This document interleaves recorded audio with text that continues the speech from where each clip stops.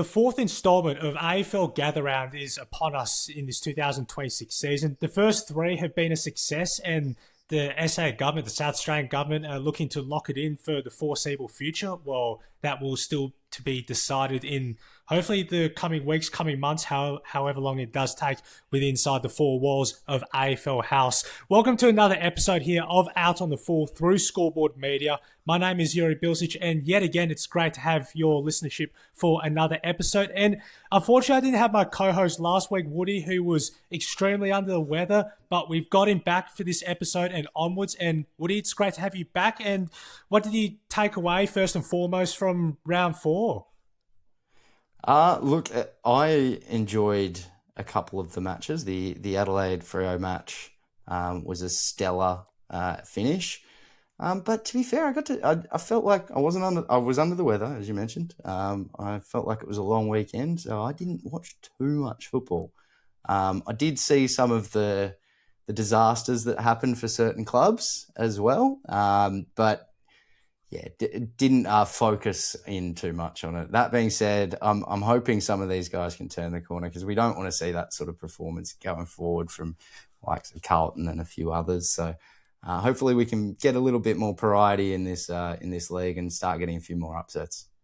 I think it's already been mashed down to the bone a fair months during this opening month of the home and away season quite extensively on main footy talking shows throughout the week. And we'll start first with something that's sort of been going about the last couple of weeks in the lead up to Gather Round, and that's with the fuel prices for people who travel interstate, whether by car, where they hop on the plane and stay in South Australia for 4 or 5 nights, however long it may be. But with what's been happening in the Middle East at the moment and the surge in fuel prices, it's absolutely absurd at this stage. Woody, we spoke off air about this before commencing this episode. Just how much of an effect does it have for people? Because we've seen most recently the AFL Players Association President Ron Isco basically talked to one of the publications about how some footy purists that have been to these past 3 gather rounds have basically decided not to go because it's far too expensive. Just your thoughts first and foremost on this. Yeah, I mean, look, Gather Round was always a little bit expensive, to be fair. There was a lot of people coming into the one city. We know what that does in terms of hotels and things like that. People generally like make a little bit more on surge pricing. But I mean, this has kind of added an extra layer to it, which supposedly is taking a few fans out of the situation. I guess I'm kind of in that boat. I had tickets last year. Ended up not having too many friends to go, and so I ended up giving them back as there wasn't as many as maybe I would have liked. But it just wasn't a consideration for me this year. There is a few going that I know, and they've kind of noted on the price increase. Jake from Saints TV and Ari will both be there, and they're both putting up with the additional costs. But I mean, I know that living a little bit out of Melbourne, going down to do the podcast in Melbourne, the prices are through the roof. I mean, what was a maybe $30 trip there and back in terms of petrol is, $50, $60 these days. So, it's going to cost the average punter more, and whether that is reflected in attendance numbers, we'll have to wait and see. It's a really interesting dynamic, though, because we saw last year was close to basically 300,000 people pretty much. The numbers have pretty much gone up in these last 3 campaigns. Actually, I've got the numbers right on me as we speak. Last year was 269,506 people throughout the 9 games that attended Gather Round. So if you divide that up, it's roughly, probably off the top of my head, about close to 30,000 per game. Roughly. So that's going to And then you've got to account that Barossa is only about 12 or so thousand for capacity, maybe 8. So I mean, some of those games do get quite packed. It'll be interesting to see if we see the same thing. And there's also another thing that came out, Woody, about with this whole fuel excise tax. The leagues incorporated their 10 cents a litre fuel excise tax for this gather round for 5 days. Just what do you think this whole initiative's about that they want to drive? To be honest, I hadn't heard about this until we did our pre-catch up here. I don't actually, to be honest, quite understand it, if I'm real with you. I believe it's like 10 cents per litre for distance travelled or something along those lines. I just don't quite understand how you prove that and what sort of discount that sort of means. Looking at the ticket prices, they didn't seem. I mean, maybe it was just the St Kilda Port match that I checked, but they didn't seem exorbitant from previous years.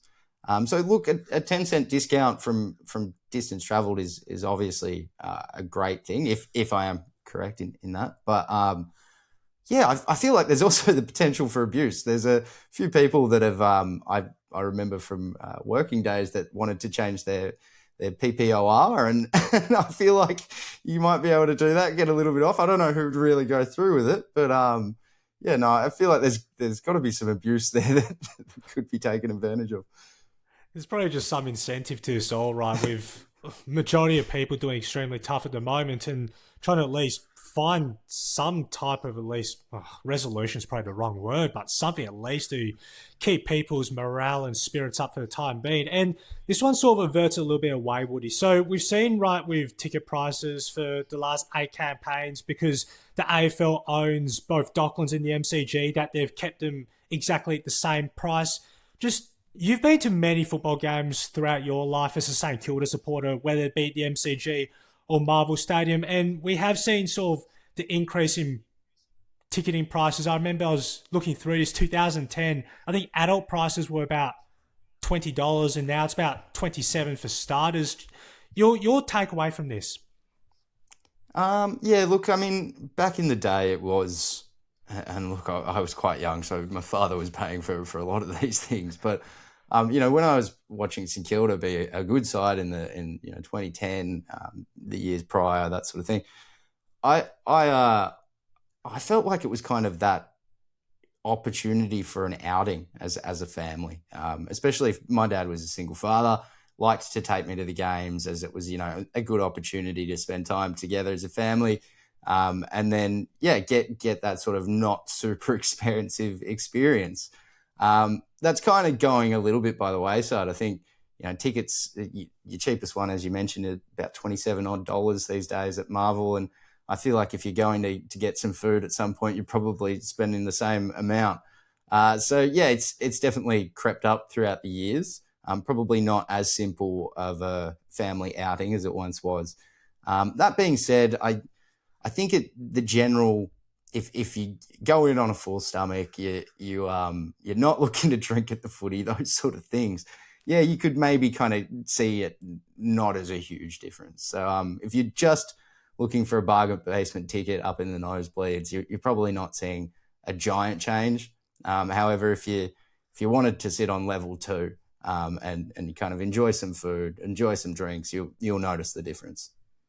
And usually on the top level where everything turns pretty miniature, it's almost like you're watching ants. My dad sort of had the same viewing when he went to Optus Stadium for the Dreamtime clash between Essendon and Richmond in 2021 at Optus Stadium. And he pretty much told me that it was so minuscule that you could barely see the players. So those advantageous seats, right, in, say, the first tier or behind the goalpost, as you mentioned, Woody, in the second level, are going to be more expensive than what they are in the nosebleeds high up, say, at the MCG or Marvel Stadium, where viewing the game is extremely difficult. And I think that sort of leads to the point that I think people on social media, and this is probably accurately and fairly so, that they'll just won't bother going to games and rather watch it on TV if you don't get sort of the seat that you want, but also at the same time, the prices of, say, a hot dog or a pie or a couple of soft drinks, because they are far more expensive than, say, what they were 15 years ago. So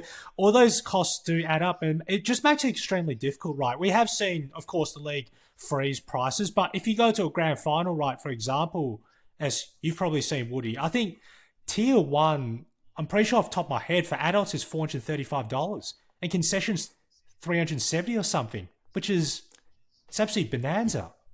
Yeah, it's not going to be. I like that's even if you can get a ticket. I mean, you've got to have the right kind of membership these days with the club that actually makes it. If you're not looking at an AFL membership or getting corporate packages, so getting to a grand final, even some of the semis or prelims can be a difficult task in itself. So this is something that's come up a lot throughout the years, and I think until it is addressed, we are going to see those questions of if we're getting enough true fans at the footy, and if we're giving too much away to corporate needs, influencers, these sort of types. So, I think this will be a question that will rear up again as we get deeper into the season. Well, it is interesting. Since 2022, the crowd numbers have basically been at all record highs, especially for first rounds of the season, right? And I think round 1 of 2022, I think got over about 400,000 people in total. So as you saw firsthand, Woody, what happened in Victoria in mid to late 2021, where people were locked up for 261 consecutive days. It just, that whole thirst for wanting to see the footy again is also another big contributing reason to why these numbers are back to where they are. And I think the sole love of having that taken away from you 5-6 years ago, right, due to something that none of us expected, makes it extremely difficult. But right now, I think the game is in a good place, but at the same time, you almost have to manage it carefully for people that don't have the luxury to go week in, week out, unless you're a member. But then at the same time, say, for example, a member of a Victorian club may have been a member for 30, 35 years and they can't afford to go now because the price is too much for them. And we have seen cases of those. So it's so much of a juggling act in what goes on nowadays. And usually, as you mentioned, Woody, that on occasion to go and actually enjoy it. And if you're a content creator like us, then that real opportunity to see your club week in, week out. Is there any further final additional sort of further pointers you want to discuss about, Woody, in regards to this? Well, I mean, I guess as a Victorian, I'm not certain about other states, but we have gotten free statewide transport and public transport for at least the next month or so. A little bit annoying that all the footy disappeared for at least a week of it, but it's always nice, and who knows, maybe it extends. So look, hopefully we see the back end of this sooner rather than later. But it seems like people are trying to put in things to mitigate it. And there's plenty of left of discussion of this too in some of the other states. I think it's only Victoria where they pretty much get to control their ticket prices and that too to exactly the same amount. I think various venues at the Adelaide Oval, Optus Stadium, SCG, People First Stadium, it's vastly different. The people there get to control how much the ticket prices increase by each and every season, whether they remain the same or whether they increase by 10, 15%, whatever that number may be. We'll move ahead now to the Gather Round games, all 9 matches with all 18 teams convening onto South Australia for a 4th consecutive campaign. And it starts on Thursday night at the Adelaide Oval between Adelaide and Carlton. And this is another quick quiz for you, Woody. When was the last time Carlton beat Adelaide in South Australia? Oh. Jeez. I'm wondering if that's like all the way back, like early 2000s. When did it last happen, mate? So last occurred in round 4, 2010. It was Chris Judd's first game back after that 3-game suspension for the chicken wing tackle, eye-gouging, shall I say, on Michael Riscatelli in that elimination final against Brisbane. They won by 48 points that afternoon. I think Chris Judd got the 3 Brownlow votes with 30 touches and I think a goal he kicked in that game. So it's 16 years ago, pretty much. It has been a long time. And just I think there's probably a couple of indicators to probably look at this game, Woody. And from the last couple of games, which the Crows have played Carlton, the Adelaide Oval, I think I even go back to about 2022 for this. Pressure's been a big one. And an outside run has absolutely torn Carlton apart from Adelaide. And it was a big issue last season when they beat them in round 8 by, I think it was 50 points in the end. 50 points. And I think that's probably going to be another problem again from what we saw in the second half last week, where Adelaide's pressure and that was through the roof in the second half after a slow start. Your assessment, first and foremost, on the different facets of, hey, look at the game being played out. You'd almost hate to be Carlton in this position. Like it's just a recipe for disaster. Playing an away match on like national television, when the eyes are already on top of you and scrutinising you. This is almost like, while you could go down the path of kind of scrutinising matchups and whatnot, this is going to be so much between the ears of whether Carlton shows up or not, because we know what the problems are. They've not been showing up after half time, putting in reasonable efforts beforehand, whether they're getting, all their petrol tickets spent or getting found out at half time and kind of having the work put into them. I mean, that's up for debate, but yeah, they're not. They know what their problems are, and this is a potential to fix it in front of everybody. But the pressure might be too much. What do you think, mate? Do you think they're a chance? In all honesty, Woody, I'm not certain to be absolutely 100% with what's going to transpire on Thursday night, and probably what's going to matter most. And as we saw against Melbourne and North Melbourne, is when the pressure gets locked up in Carlton's back 50, they tend to hack it a fair amount. And that's due to so much opposition defensive structure just being pushed up, or they have a +1 behind the ball. And there's no one spreading hard. And you alluded to this, is it comes down to a lot of fatigue in the end to not actually push hard and create space and haphazardly kick the ball out of your back 50. It makes it extremely difficult. And then your whole defense is completely out of proportion because you're not on your man. You're pretty much 5-10 meters off, and someone else has to come over and try and at least impact the contest and try and get a ball up and at least try and get a bit of breathing room for a couple of seconds before the next throw up. So that's my concern with the Blues in this game. If Adelaide absolutely ratchet their pressure up, which we see they can do. We saw it last year when they made it through to the finals and made it through to the second week, albeit they lost in the qualifying final to Collingwood. So, and I also look at too, probably the midfield. And the one big piece of news, Woody, that actually has dropped most recently is that Mitch Cleary's been reporting, the Channel 7 chief football reporter over in Melbourne, that George Hewitt is likely to be dropped, if not dropped, for the clash. So I think when you assess that, it's midfield speed. There's a lot of one dimensions within the Blues midfield, which has been well documented. And when you have Adelaide there with Peatling, who's quick enough, you have Saligo in there, you have Berry, you have Rochelle, who's primarily been playing on ball this season, Jordan Dawson, and Isaac Cumming, who's likely to come back from illness last week. He plays on the wing. There's a lot of outer run that the Crows have, and that's a big concern for mine. And without Wiedering, it was a big issue in the last quarter against North Melbourne. Had, I think, 18 inside 50s in that final 30 minutes. And you just thought every time the wall's going to burst sooner than later. And we saw that once the Kangaroos kicked those first couple of goals in the final quarter. It became deja vu for all the wrong reasons. Yeah, I mean, that was one that I did watch fairly closely. You could just see it coming from a mile away, to be honest. And you're right. I think Adelaide's pressure could just lead to kind of multiple chain attempts into 50. And yeah, I mean, Adelaide's got the best, well, at least the most pressure acts and defensive half pressure acts for the year on average. Carlton's not bad as far as I know, top 5, 6, something like that. But I think they're going to need that connection run. And I don't know where they're really going to get it from. Maybe Nick Newman helps a little bit, but you're already facing a depleted defence, which is going to be more hard done by, as you've mentioned. So I struggle to see how Carlton can get it done. But to be fair, when Carlton look good in the first half, I'm often surprised at how good they look. So if they can figure out a way to play two halves of footy, maybe there is a way they can win it. But I'm just not convinced that they can do it. The whole backline, you mentioned Nick Newman and Jordan Boyd, who played his first game of the season. Same with Nick Newman after, I think, 573 days with the patella injury, which he sustained last pre-season in mid-January.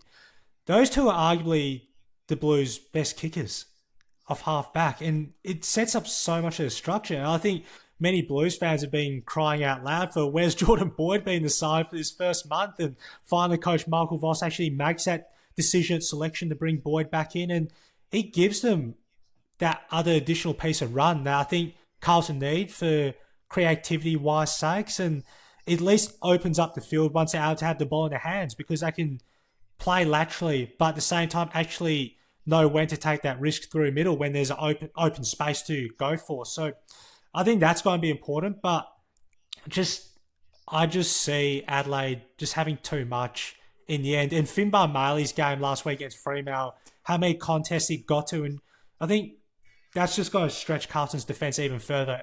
Although Nick Haynes is to return, but it just there's too many problems I think for Carlton to overcome. But we'll see what happens, right? I think the same thing occurred about 16 weeks ago with these, not 16 weeks ago, but 16 years ago, as mentioned. I think both teams were struggling going into round 4. Adelaide, I think, were 0-3 that year. Carlton were 1-2, and there was talks going into that week about how Blues fans wanted Brett Ratton gone before the game and everything, and Carlton ended up winning by 8 goals that afternoon. So not to say it's going to be an omen 16 years on, but we'll see what happens in regards to that.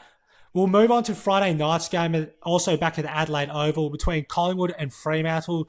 The Dockers, really good start again to the season, winning 3 of their first 4 games and found a way to hold on against the surging Adelaide Crows in the second half. And that's probably one of Collingwood's more lacklustre defensive performances in Craig McRae's 5 seasons as Collingwood coach. They went down by 9 goals to Brisbane to drop to 2-2 on the season. What do you make of what transpired last week, Woody, with Collingwood's transition defence against Brisbane? And then how do they at least eliminate that against Fremantle, what they're able to do so well by pushing their half forwards up the ground? I mean, we were looking at a very different Collingwood, I might add. Without Nick Dacos, he is the absolute grunt of their midfield, as much as some might say he doesn't get as enough contested ball or whatnot. You're just not looking at the same Collingwood without him. So it'll be interesting to see if their movement can challenge the Dockers movement. I feel like a lot of football ends up coming down to how does your offensive speed translate to the opposition's defensive speed, and can you actually use the ball well when you have advantage? This will be an interesting one. If Collingwood don't have Nick back, they're in trouble. And look, from early reports, it does suggest that he probably is back. That he just didn't make it in terms of last week. But I think it's hard to judge Collingwood's efforts last week against what they might put up this week or had done in earlier efforts. He is just such a dynamic player and so instrumental to what they do that I just don't think they're the same side when he's not there. And that probably, I think, when you look at what happened last year between the teams, and Collingwood had that brilliant win away from home against Fremantle Optus Stadium where they didn't have Scott Pendlebury, Jordan De Goey, Brodie Mychek, who's now, of course, at Melbourne, and Jordan De Goey, and they found a way to win that encounter in the end. So, and also the MCG game, which Nick absolutely ran right, collecting 43 disposals, kicked a goal. I think he had something like 784 metres gained or whatever. And there has been talk already this week, and from what eventuated in the team's first meeting last season, Corey Wagner playing on him. Your assessment of that, considering how with Wagner primarily playing as a winger to start the season? Yeah, I mean, it's kind of, I suppose the tag is kind of back in fashion again. That we've seen a little bit from a few sides seeing, effectiveness against from Kate Throlstrup, from Stephen King's new side. But Wagner offers an interesting alternative. He's fairly hard at the ball, good runner. Whether he offers a lot on the other side of ball movement, actually with ball in hand, ball use, probably nowhere near the same level as Nick, if we're honest. And should they kind of send him to Nick? Look, I can see it having some level of effect, but the great ones still, put their name on the game. So I don't think it'll truly take him out of the match. How much do you see of a blueprint, Woody, for Collingwood? And it's always been a big part of their game with pressure in their forward 50, and that was completely off against Brisbane last Thursday. But Adelaide did exceptionally well against the Dockers and made them look pretty panicky when they had the ball in hand. There's a lot of hack kicks out there, quick handballs to a teammate even under more pressure than themselves. Your sort of analysis on that too for Collingwood to try and really hem in on that and cause enough problems to at least impact on the scoreboard, which yet again, that's been the discussion throughout this first month. Yeah, well, I mean, this has kind of been an issue for Freo for a little while. Their movement from defence has never been like top notch. Last year we saw them kind of waiting for their opportunity too often, playing through the defensive structure and really trying to find their way forward from there, often kind of launching too far back into their forward 50s from defence, or at least the halfback flankers. I think if we're really going to see an evolved Fremantle, they have to learn to play and move under pressure from defence. This is part of their learnings. They're kind of going back to some levels of basics in just saying, hey, we can't just chip it out to the fat side, let the opposition move back into defence and keep trying to move as slowly as we can up the ground until we finally get a launch. So this is part of their learning structures of ball movement and ball speed. I think it's early days, so there's matches where it'll work, there's matches where it won't. For now, I think they've realised what they need to do. They've addressed it. They're a more dangerous side for it. It really comes down to whether it works consistently or not. And you pointed out too, Woody, that this opening month of season, Fremantle have been averaging just over tick over 100 points per game, which is by far a bigger transcendental change, which I think late in games last season proved a catalyst for them for the way they wanted to play under Longmuir. And there was a patch there during 2023, I think midway through the season, at least, that they had 3 consecutive games of scoring over 100 points. So it has been there, but then at the same time, when it does get a little bit more congested, depending on the conditions, depending on the opposition team's structures defensively, that it does turn into just a bit of a almost stoppage game and makes it just a little bit more difficult too. But I think Fremantle have always been pretty adaptable to that and be able to at least adjust on the fly and haven't had so many issues when defending their own defensive 50 because of how well connected they are with Alex Pearce, their skipper, Brendan Cox down there. And also sometimes Heath Chapman plays as their third tall for them. So it should be interesting to see what does pan out for this for both Collingwood and Fremantle, and what the Dockers at least took away from the last 60 minutes of Friday night's win over Adelaide, because I reckon that was probably the biggest tester that they've faced so far throughout this opening month. We'll move ahead now on to the next game, which takes place yet again, North Melbourne and Brisbane, Woody. And this is not the first time that the two teams have faced each other in Gather Round, but it almost feels as though this is a far different outlook now compared to what you have said in the previous 3 seasons between these two teams.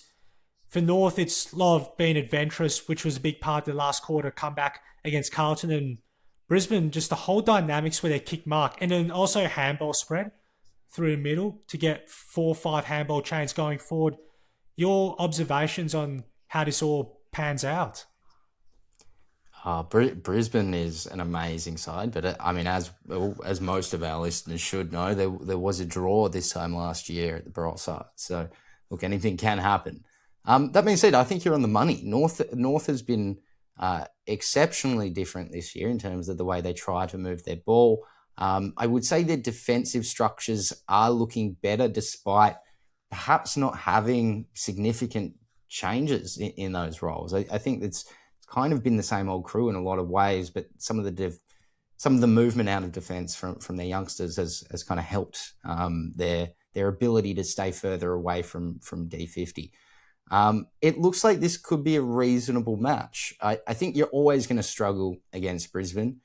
They just have a knack of finding somebody in that sort of launch zone, 50 to 70 metres out, before generally spotting somebody in their 50. Their issue's always been, are they going to score tonight? Is it going to be accurate? Because if so, it might be hard to keep up with them. But yeah, this match, I think, if last year's anything to go on, should be exciting.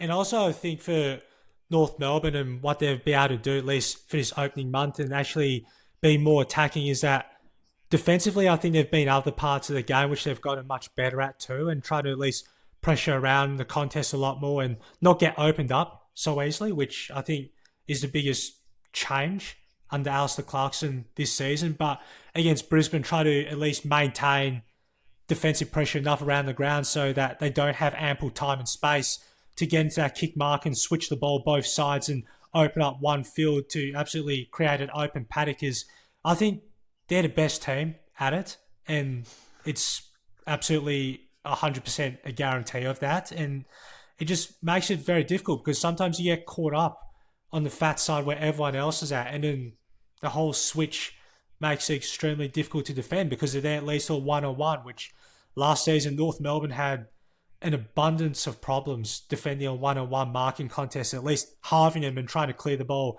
out their back 50. Just probably for, I know, the hybrid with Brisbane at the moment, because they played Zach Bailey more on ball last week, and he was one of Brisbane's best with 25 disposals, a couple of goals. I think it was about 473 metres gained in total. Just for North Melbourne, the whole midfield rotations for them to at least try and be as super effective as possible. Well, I think we've seen a little bit more out of Davies Uniacke this year. In years past, he's obviously been a great player and he's shown it in glimpses here and there. But I think the consistency from him, a little bit more around the edges from some of the younger players, as we've mentioned, has just kind of brought the floor up for these contests so that they're not just getting consistently beaten and then trying to have to win it from turnover and then use it well from turnover. So it feels like North has got the ground floor pretty close to built in terms of getting a side that's competitive week in, week out. We'd like to see better in terms of those one-on-one defensive contests still. There's been improvement, but they're by no means, near the top of the tree. So I think this is something that, hopefully will change. They did invest in some youngsters that, haven't quite had the opportunity to grow into themselves yet. Threadgold obviously is missing this year. Likewise, well, maybe not likewise, but we haven't seen as much from the Whitlock as well. I think he's spending a little bit more time as a swingman forward as well. I could be mistaken, the two twins there. But it seems like they've got their floor pretty much built. It comes down to, how much growth is left in these youngsters. It's a similar story as a Saints fan. We feel like there's a floor built. It looks like similar for the Kangaroos rather. And hopefully this means with continued growth for their kids that they start continuing to grow up the ladder and challenging the better side. So we've seen a shock this time last year from when they nearly got over the line against them. If they can just pull out some similar efforts, it'll be a good game. Well, Tom Myers, who's in his first season, has fitted into North Melbourne's back six really nicely. And that came at what happened to Jackson Archer, unfortunately, doing his knee during the preseason. But it's those opportunities, I think, that North Melbourne have managed to get under their next tier of youngsters to play a certain number of games and actually get the feel of what actually happens out in the footy field in terms of pressure around. And I think having Luke Parker move to half back and almost just be that reassuring almost model for what he's done for so long right during his time at the Sydney Swans, and Caleb Daniel down back, and also Charlie Comben, who's still young, and he had a really good game last week, had some crucial plays late in the contest. So there's at least a model there that North Melbourne have with their back six. Now you add Griffin Logue, who's likely to return from a hamstring injury this week, Toby Pink. So there's enough sort of pillars within their back six, North Melbourne, that they can be extremely effective going on. And against Brisbane, though, they tend to rotate around their forward line extremely well, and it's not so predictable every single time kicking the ball to Oscar Allen or to Logan Morris. They can float anyone up through for Cam Rayner, ground level too, does a great job, as does Zach Bailey. So it's a really good challenge for North Melbourne. Yep. Yeah, it's a really good challenge. It should be a good week for them, and I'm hoping for an upset. I've been liking what North's been doing, and I just was on the back of a Lions thumping in the last quarter. So let's hope North get the win. And we'll see what does eventuate between the Kangaroos and Brisbane, the first game on Saturday. A game which doesn't take too long after this one between Essendon and Melbourne. And this is, I think, now the third time in 4 seasons that the sides have played each other and Gather Round. And the Bombers, well, the whole blowtorch has been on from start to finish, and they've beat basically, I think it's their first 0-4 start since 1967. Melbourne 3-1 to start the season, and at least for the second half of Bombers fans was encouraging enough against the Western Bulldogs, the way they were able to at least shrink the ground and be a bit more sort of even around stoppages. And there was a few little adjustments on Coach Brad Scott's whiteboard with Jai Caldwell playing on Bulldog skipper Marcus Bontempelli and at least doing an effective job holding him to 10 touches in the second half. And Tom Edwards' first game back after an ACL injury, and he did so much great work for Swan Districts in the waffle before getting his chance by Essendon last season. Archie May, there's a lot of promising sort of pieces there for Essendon. And then whereas for Melbourne, the whole extravaganza of just helter-skelter motorsport speed from the outers just taking it by storm. Your analysis on the sort of the vast similarities that we may see this Saturday, Woody? I mean, look, there's some similarities between these sides in terms of maybe how our sort of narratives have built over the last year in terms of where their clubs are at. But I think the sides that we're going to see on this weekend are going to be starkly different. I'd be stunned if Essendon put up a real fight, and this is not trying to be mean, but they're just not competitively in the same realms. And I get that they almost leveled the ledger, I think, from basically quarter time last week and didn't really concede much more than their opponent. But like we're kind of looking for glimmers of hope here, right? Rather than, seeing a developed side that knows what they're doing. And to be honest with you, I'm starting to think that is Melbourne. They maybe have changed a lot, but they're consistently doing similar results in terms of their play style as well. So I tend to think it'd be hard to see Essendon putting up a fight. What I'm really praying to not happen as a Supercoach fan is for another injury to the Ruckman versus Blackiston, because I've just brought Gawn in this week, and obviously he's one of the greats, so we'd like to see him not injured. But that's been something that has been happening a little bit. Essendon have managed to get the jump in the ruck department due to their opponent going down, so perhaps there's silver linings there. We'll see. Well, I think what to expect, Woody, from this one too, Melbourne's clearances have been pretty solid, and we remember during the whole time when they were vying for premierships and they won that flag in 2021 that they were an extremely strong clearance and contested side, and it's vastly the opposite for Essendon. Stoppages, they're dead last. I think it's only 24 game, which at this rate, it would be one of the worst ever if they were to keep going down the rabbit hole. But I think probably the biggest part of this, and I sort of assessed it from last week, is that their ball movement in the first half, and it has been the case throughout this first month of the season, is that sometimes the surety of going sideways, and then when they have an option to go into the middle, sometimes they don't take that, and they kick it to a teammate, say 20 metres back, to try and switch the play. And it pretty much almost stifles out your entire ball movement. And then sometimes you have sloppy handballs which don't hit the target of teammates and eventuates in a turnover, say 60, 70 metres out from your goal line, and then the opposition just bolt the other way because you're all out of whack. That's my concern, especially with Melbourne's leg speed and the way they want to make a track meter when you bring up Cozzy Pickett, Latrell Pickett, how many of those combined plays they had together last week against Gold Coast. And that's probably a major area of concern that I sort of look at that and think they don't quite get those fundamentals right, then it could be difficult. Look, and I don't mean this harshly, but look, just looking at the basics of the stats from the year, and look, obviously the quality of opponents have been a little different. Don't get me wrong, but you're looking at nearly 30 shots a game from Melbourne to nearly 20 shots from Essendon. You're looking at 42 and a bit inside 50s to nearly 60.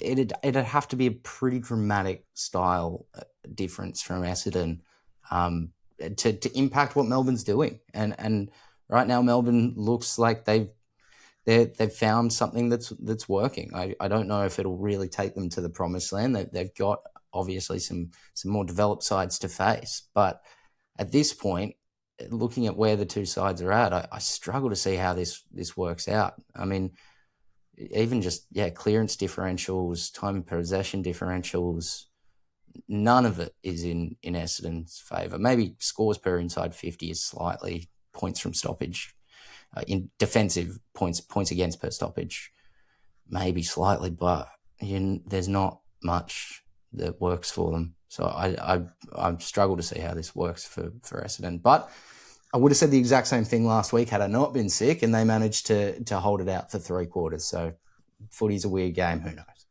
Well, if there's one thing Essendon do have against Melbourne is that they've won the last couple of gather round matches against the Demons and won last season quite comfortably by 39 points. We'll move on to the next gather round match, which takes place at this one too between Sydney and Gold Coast. One of the matches of the round, teams currently sitting in the top 4 for the time being, and the Swans, of course, after what they did to West Coast Eagles, completely shellacking them to a tune of 128 points. And Gold Coast, it's not the first time that coach Damien Hardwick has absolutely let loose at his press conference in regards to how his team played, and pretty much said they got kicked in the nuts in this one. And I think you remember from a couple of years ago, Woody, against North Melbourne at Marvel Stadium, which they lost by 4 points, and there was quite a few expletives in his, I think, 6-7 minute post-game presser. Just how much do you think, okay, probably the obvious that they will absolutely come out all guns blazing, but just the intensity levels you think for the Suns that they'll absolutely at least dial it up 110% compared to what transpired against Melbourne? I mean, I think they would have been stunned with their efforts against Melbourne, and in some regards, Melbourne's efforts against them too. But it's clearly one of those writings on the wall. I mean, this is the prime match to respond, and Dimmer has led premiership sides, obviously, and knows how to get something out of his players. So I think we'd all be expecting for Gold Coast to come out with a bit more vigorance than they did last week. To be fair, though, Sydney's a good side. They're playing on a neutral deck, so, I mean, it's maybe not a positive nor negative. And I think this is a good opportunity for them to bounce back. Sydney obviously will be difficult, but that's footy. I mean, you got to, if they want to be in the top end of the table come the end of the year, they're going to have to beat Sydney, or at least the clubs like them. So, good opportunity to get their season in the direction they want to go.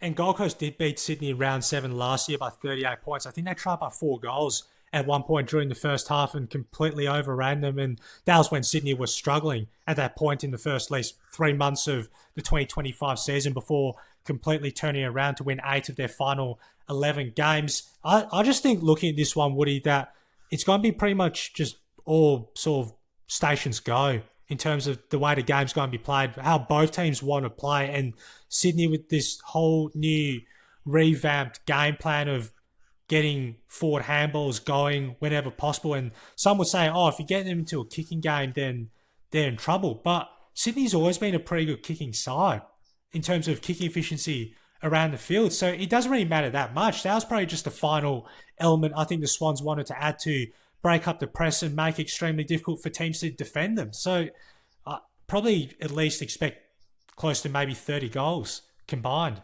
between the two teams. I just see it panning out that way when you have Chad Warner, who's been in excellent form to start this season, Noah Anderson, Matt Rao for Gold Coast Suns, Justin McInerney's first season in the midfield for Sydney, and he's averaging, basically 26 disposals a game, has given him that extra zip through the midfield that, in terms of not having Errol Goulden for the next 3 months with our shoulder injuries, I think the whole depth of what the Swans have at the moment, so I think in a really good place. And as for Suns, I think don't need to sort of further question it anymore, because we've already seen for the last couple of seasons what they've been able to conjure. Do you have any sort of further, takeaways going into this one, Woody, in terms of what else may transpire?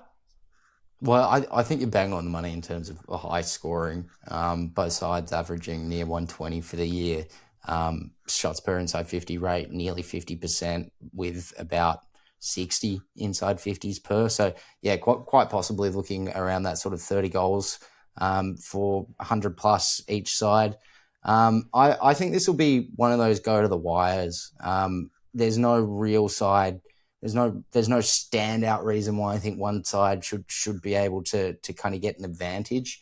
So I think this is, provided we've got both teams, playing where we think they can play, and Gold Coast doesn't kind of do similar to last week. This should be a match that goes the distance. That being said, looking at their history, it's often quite a bit of a difference between their end of match scores with, 117 to 76 last year, 110 to 57 years prior. And similar in 2023 round one. There's the potential that this maybe one side does really get on top and kind of gets that few, extra goals and gets them over the line. But it's an interesting game and sure to be one that should be fun to watch. Another game that's expected to be close, Woody, is Saturday night at the Adelaide Oval between Hawthorn and the Western Bulldogs. And this time, well, not quite this time last year, but it was round 13 last season when Hawthorn were in a little bit of a rut. There was a 3-game slide that they were on at the time being. They lost to Brisbane, one of those. They got towed up by Collingwood, losing, I think, by 51 points on that Friday night, the MCG. And then they beat the Western Bulldogs to the tune of 22 points. And it was arguably one of their best defensive games in terms of how they covered the field and made the Bulldogs extremely laborious and slowed their play up, forcing them into long kicks majority of the time. And what we saw on Easter Monday yet again against Geelong was just another classic pipping the Cats by a point after trailing by a kick with about, a minute 30 left in the contest. So it was quite the phenomenal comeback yet again from the Hawks. And the Western Bulldogs 5-0, well, looking to start 5-0 this season pretty much, which they're in a great place yet again. And although they've got 3 players that are out, Tim English with an MCL injury, Artie Jones did his hamstring, unfortunately, yet again. So, well, English's loss for the next couple of months is going to be quite significant, at least. Your sort of complexions with how to see the midfield, because I think Hawthorn's held up pretty well in their bargain end of what they've been doing in the middle. Hawthorn has surprisingly done better than I would have expected for a side that, lost James Warple, didn't get their number one target in the off-season, and then didn't get their, key man back in, or some would say key man in Will Day. They've managed to find a little bit from Ward, a little bit from Ginnivan when he does push up the ground, and Watson when he gets in there as well. So they've managed to kind of fill the void that was missing in that regard. You could point to others as well, Connor McDonald, things like that. But I think there's generally been a good kind of turnaround from this group for what was going to be, in my opinion, a hard start to the year. They've started impeccably, and Western Bulldogs have been fairly similar. As you mentioned, they've missed a few players, or will be missing a couple with, English going down, which I think is possibly one of the biggest, and who actually goes into that role. I believe we ended up seeing Bont rucking for a couple of contests last week. So if Bevo could never do that again, that would be great. Otherwise, look, it should be a great match. Historically, they've been relatively good against each other. 2023 was a 3-point match. 2024 was a 7-point match, at least except for the elimination final. 2025, Hawthorn got a bit away, but both have been good sides at this stage, and it comes down to who will continue their form. It's kind of one of those ones that you wait for these matches to come along. I particularly think back to, I think it was 2009 or 10. I get them a little bit confused where Geelong and St Kilda were sitting on 13 wins straight and kind of came into verse each other. So this will be a great opportunity to see a similar sort of match, perhaps not as much build-up, but hopefully just as good. Yeah, I think it was that Sunday afternoon game at Docklands. I remember round 14, Michael Gardner takes the mark with about a minute left, goes back, kicks the goal from the top of the goal square. I think it was 91-85 was the final score that afternoon. Knocked Harry out, I believe, and had to stand there for about 5 minutes waiting for a shot. I remember waiting on bated breath, needing him to kick that goal. So, it was a great match. Hopefully nobody gets knocked out in the last second for this one, but it should be a good match. It should be a very good match. I think the other part to take notice of is with Hawthorn's forwards, and there was a scary moment during the third quarter when Gunston clutched up his right hamstring. He thought, oh no, okay, he may be out for 3 weeks with a hamstring injury, and luckily none of that eventuated. James Sicily landed awkwardly on his right shoulder in the marking contest, and luckily he's fine. So that's been reported within afl.com.au circles that both of them will take their place against the Western Bulldogs. But of course, with Hawthorn's backline is so good at helping off one another and peeling off. I think with their forwards too, is that they provide so many contests with Mitch Lewis there, who had a quiet game yet again. And we saw it against Sydney in round 2, where for 3 quarters, he basically didn't touch the ball. But then there came that decisive play with, a minute remaining in the game. He doesn't take the mark, but he actually creates a contest and brings it to ground. I think Gunston's the one who snaps the goal to put the game away. And it's just those little intricacies that I think Hawthorn's key forwards in Lewis, Chol and Gunston do exceptionally well for Hawthorn. I think that's something that doesn't get credited enough for what they provide with the smalls, with Dylan Moore, Nick Watson, Jack Ginnivan when he's there, Connor McDonald, who plays as a hybrid sort of forward, medium forward and into the midfield. So I think that's going to be a big watch for the Western Bulldogs because they do want to take intercept marks with Karmas and Lobb back down there, James O'Donnell. They'd rather have it that way instead of the ball hitting ground level where they can be a bit susceptible, the Bulldogs. So I think that's a big indicator to look out for as to how Hawthorn does attack that and how the Bulldogs want to nullify that at best. We'll move on to Sunday's games now, Woody, which kickstarts us between Geelong and West Coast. And these sides have already faced each other once in Gather Round. And the Eagles, well, someone did ask this question to Andrew McCall at a post-game press conference, Woody. Did you get ahead of themselves? Did the team get ahead of themselves? Well, I think not. No, I think West Coast is well and truly aware of where they're at. I don't know. That's journalists sometimes ask the silliest things. I'll be real. Look, yeah, West Coast enjoyed themselves for a week or two after a win, a couple of wins in a row, I might add. They're looking all right to start the year. They have every right to. That kind of attitude and just doesn't help, to be honest. That being said, I do think it'll be a struggle this week. Historically, Cats have generally jumped the Eagles pretty well, whether that's home or away.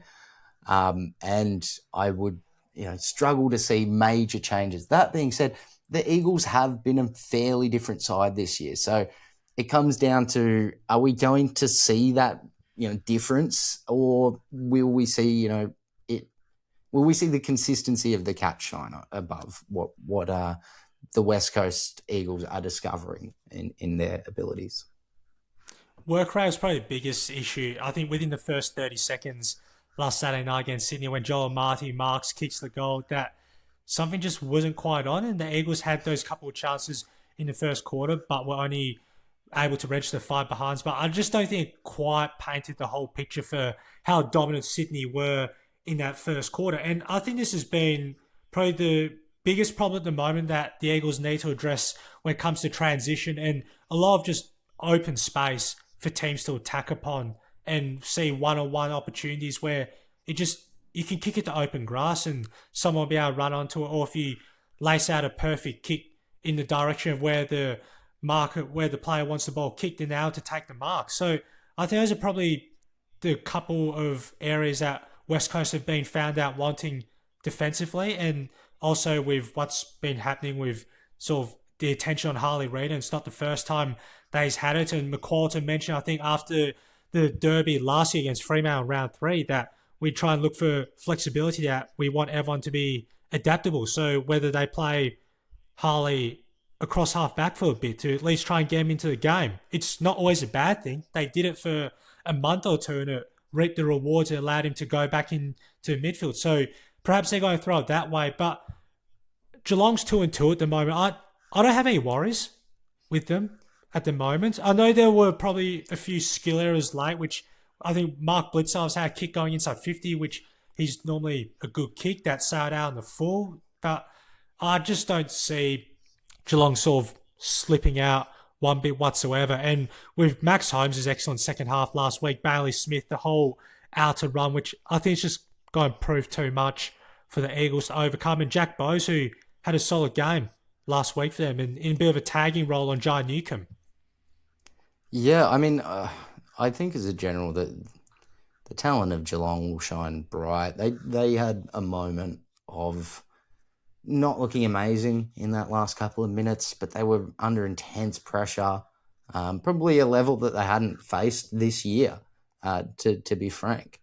And yeah, look, I mean, moments didn't go their way, but that was still a top level side in terms of that's the quality you expect in finals. And look, it's not always going to go your way when top level sides verse each other, but that's where I think West Coast really needs to find something that'll work for them, at least make Geelong try and escape what would be consistent, wins. Make them have to make some levels of changes to their structures.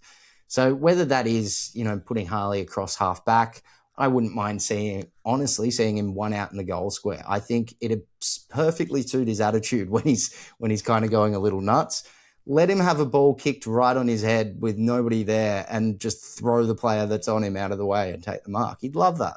So, I think they've just got to find a few new avenues for West Coast to really start troubling other sides. And look, a match like this where you're not expected to win a ton, and realistically what they've done a lot in this season is just give it a crack, because there's no real pressure on you. Nobody's really expecting you to put a great effort up against Geelong.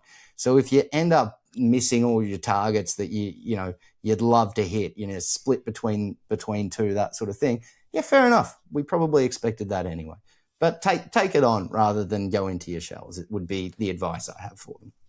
And that's what they did when they came back against North Melbourne, Port Adelaide, trailing by the best part of 5 goals in both contests. And when we saw parts of what McQualter has envisioned within the team and the way that they want to play, is that it looks really good on paper. But then when it comes to top tier sides, which Geelong should yet again be in September calculations, that's probably the biggest test that they're going to face throughout the season. And if they are able to surpass that, then we can look into next season, even though that's a mile away, and say that, okay, the pieces are there. We know what our offensive identity is about in terms of how we want to move the ball. And McQualter's had that experience for as an assistant at Richmond under Damien Hardwick, and the way the Tigers revamped the way they played after the end of the 2016 season and going into 2017 and winning their first flag in 37 years. We'll now move ahead on to the next game, which takes place between GWS and Richmond at Barossa Park. And the Giants had the bye last week, and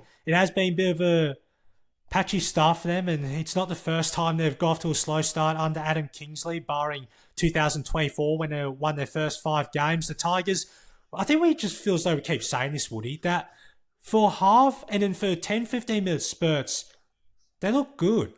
When the pressure goes up another level and they're able to almost put teams into this constrictive box where they can't move the ball out their back half and force stoppages 50, 60 metres out from goal, that they look really good in regards to that. And just this game, there's a lot of interesting parts to it all. The Giants' inside 50 efficiency, I think that's probably been the biggest one. There was, against St Kilda, only 10 goals for 62 inside 50 entries. I think it was only 7 goals for 58 inside 50 entries against Collingwood before they had to bye. Just how do we assess all of this at the moment for what's to play out? Yeah, I mean, as a Richmond fan, I think you'd be happy that you've found an identity in terms of play style. Look, it's not consistently working, but you don't expect that. Likewise with West Coast, you just don't. You don't expect these young sides that have struggled in the last year or two to suddenly just be good. What you do want to see, though, is a game style, which I think has become clearer.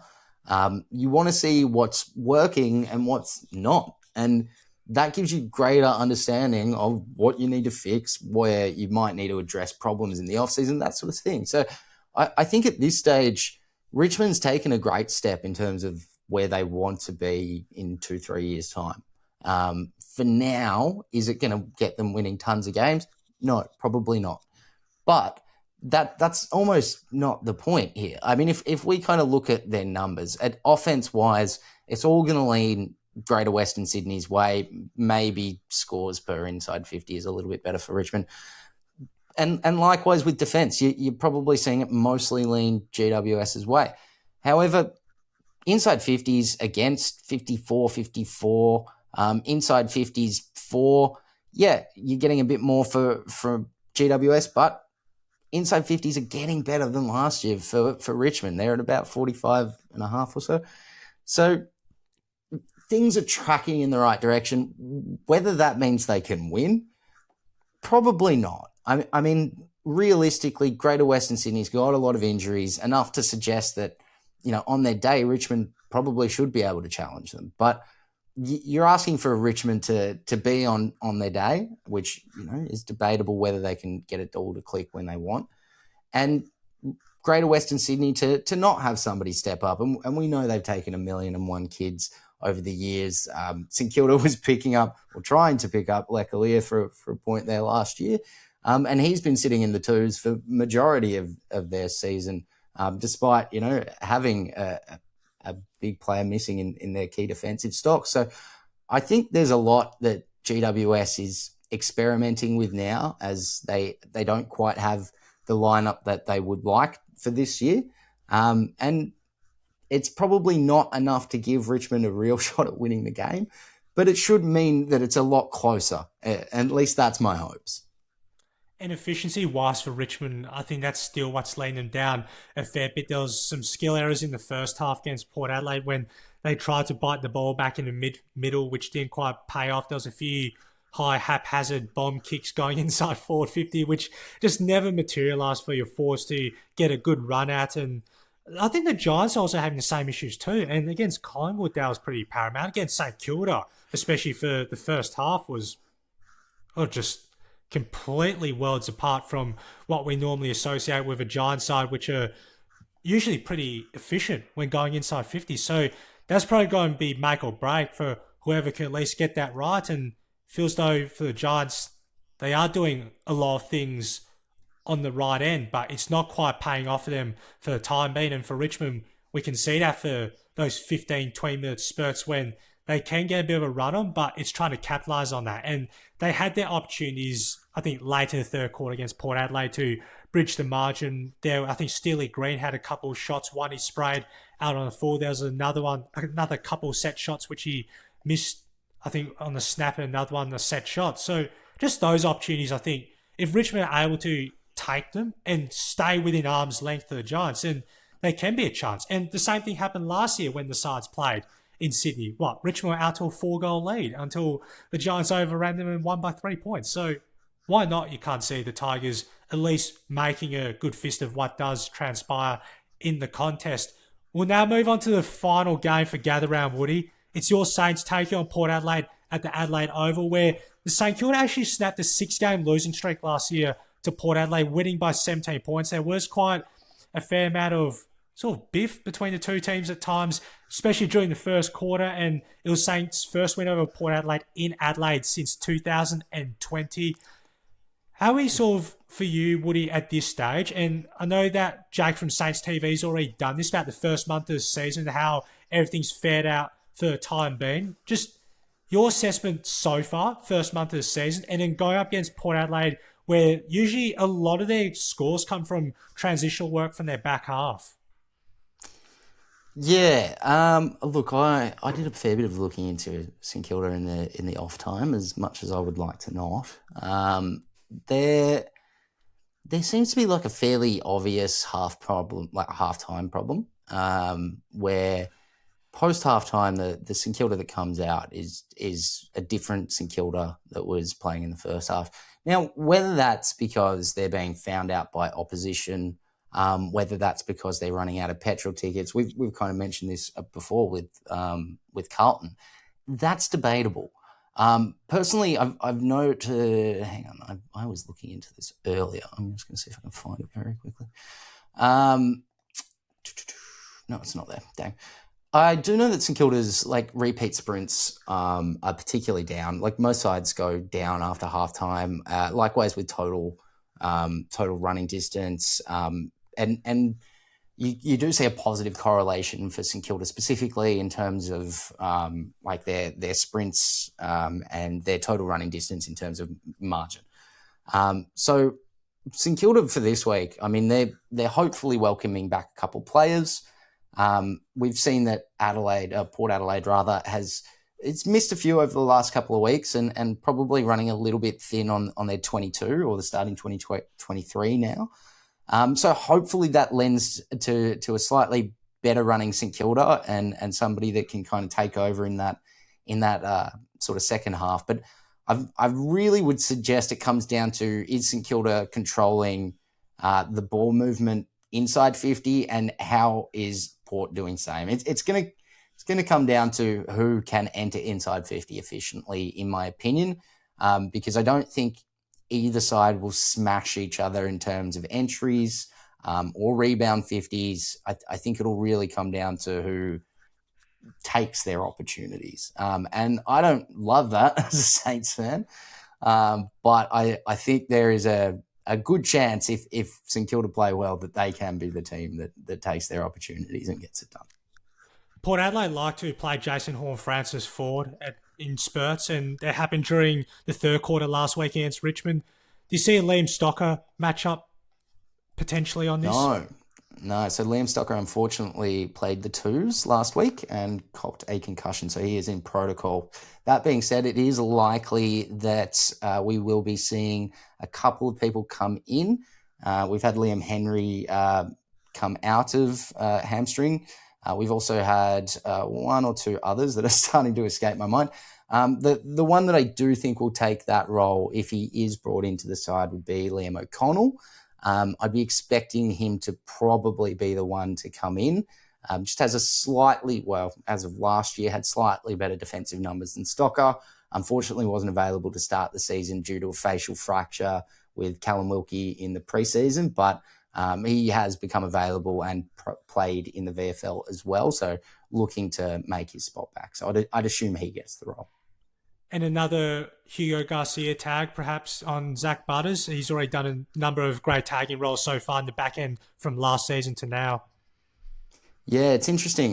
Hugo has definitely taken over the mantle from Windy, though I would not be surprised to see Windy go back to Butters this week. I just think those two together have been some of the better returns from St Kilda's centre clearance, specifically centre clearance. And then there's a good chance that they'll basically rotate. If one's not getting it done, the other will get a chance to get it done. We probably keep both of them in there due to their first hands kind of efforts and tackling efforts. But look, if we start to break the game open, I could see both of them getting an opportunity to play their own match. And there's probably another part which one of Port Adelaide's defenders has had a great start to the season, Leah, after round one. Against Eston, I think he took 19 marks, six of those were intercepts. I think a couple of weeks ago he took 8 intercept marks. He's had a brilliant start to the season, but usually this is the biggest point with Port Adelaide's defenders. Asava Radaglia hasn't been out, or has been out on the field, rather out on the park for a couple of weeks due to MCL injury. But just the vulnerability is how St Kilda can at least try and target Aaliyah and make him accountable as much as possible. Yeah, it'll be interesting. There's been a fair bit of chatter in the St Kilda world about the efforts of Rowan Marshall as a full forward. Look, probably not spending tons of time there. Still gets his sort of 50-50-ish split for his time on ground, ends up being a ruck. He's probably only spending about 60% time on ground, to be fair. But it'll be, can Roma or Tom de Koning, when they float forward, get a chance to really impact these contests? Because we can look at Owens, you can look at Cooper Sharman, but they are smaller and they're not quite your traditional key forwards. So for St Kilda to really take advantage of that matchup, they'll need to use the height advantage of having a ruck as a forward and hopefully stretch Aaliyah so that, you know, some of those marks come to ground and maybe Liam Ryan or Jack Higgins can get a shot. And that's probably another area too for the Saints, and just probably those different parts, and that maybe just fade away a little bit in that round 3 loss to Brisbane. And I think Ross was asked about whether they sort of faded away a fair bit, and I think typical Ross live fashion, it sort of just diverted around the question. So that's going to be probably an area to watch as to what does occur between Port Adelaide and St Kilda. But I think to be as counter-attacking as possible, Saints, and off halfback they do love to sort of play kick to kick a fair amount and try and at least open the side of the field and then go from there. So that's probably the biggest area that they want to try and at least open the game upon, and look to try and at least create many scoring outlets, and then have Jack Higgins up forward weave his magic yet again, which he's already done. Kicked 46 goals last year for the Saints, and was definitely in All-Australian contention through the first half of the season. Well, that is all we have time for here on the latest episode of Out on the Full through Scoreboard Media. Woody, it's great to have you back again, and great discussing what to look forward to ahead of Gather Round. For the listeners, where can they find your work? Here, there and everywhere, but mostly Wooden Spoon Data on YouTube. Obviously, do a bit of work with Saints TV as well. So anywhere you kind of see me, you can drop a comment and I'll probably say hello back at some point. Definitely give Woody's channel a watch on YouTube. He does great analysis breaking down the numbers from St Kilda's games, where they went well, where they need to improve upon, and his work on Saints TV with Jake, which they do a breakdown of St Kilda's matches week in, week out, which I think usually run for about 50 minutes to an hour depending on how the result does transpire. We look forward to your company again next week as we proceed ahead to round 6 and all the latest AFL news making headlines. Enjoy the footy, and we'll see you then.